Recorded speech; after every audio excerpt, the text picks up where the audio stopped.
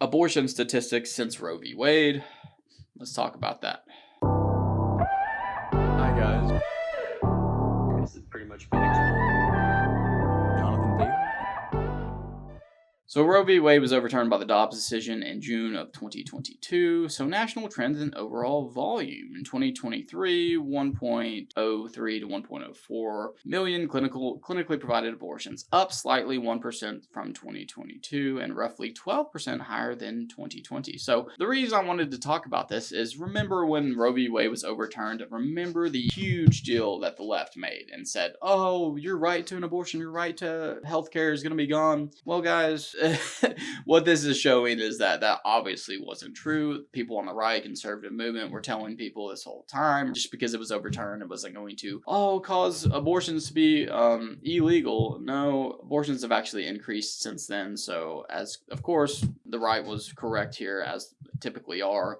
But, you know, you guys all forgot about that because it's been 2-3 years since then. So whatever the trending, big political, emotionally invoking issue of the day is what the left and the Democrats are going to talk about. So at the time, it was a big deal. But of course, once the dust settles and you actually see the legislation enacted and the results of Roe v. Wade being overturned, you'll see it wasn't as big of a deal as they said, of course. And what's astonishing about this is telehealth accounted for 20 to 25% of the abortions by late 2024. So telehealth, I assume that means people are they're in a state that has pretty restricted access to abortions. They do a telehealth appointment with a doctor from a different state where it's less restrictive and they get an abortion pill prescribed to them.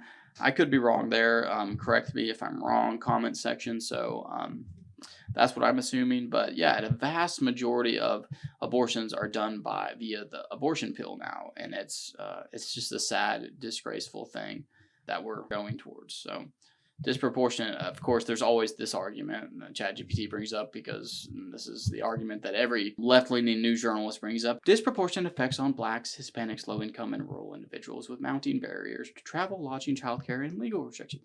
Yes, we know. Go look up the original founder of Planned Parenthood, and you'll see that they love abortions because they were extremely racist and extreme white supremacists who wanted Black people to kill their babies and wanted Hispanic and brown people to kill their babies. So go look at that. That ought to show you what's going on and show you that we need to get back to a time in society where sex is actually not looked at as a transaction, but looked as a holy covenant between a man and a woman.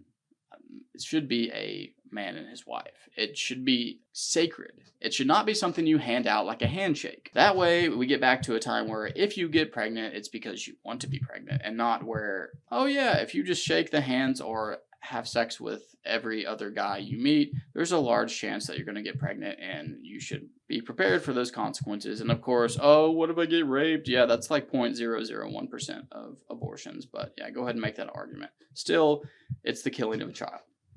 That's the only disgraceful but respectful argument that people make when it comes to abortion, is people that acknowledge that they're killing a human, but that the mother has more rights than that human because they're older and they can think and talk. And that's the disgraceful argument, but it's the only one I respect, because it is a human body. It's a human being that you're killing when you commit an abortion. For the latest in case updates, legal tips, news, and politics, make sure to like us on Facebook, follow us on Instagram and our other socials, and above all, subscribe on YouTube to get your dose of excellence on a daily basis.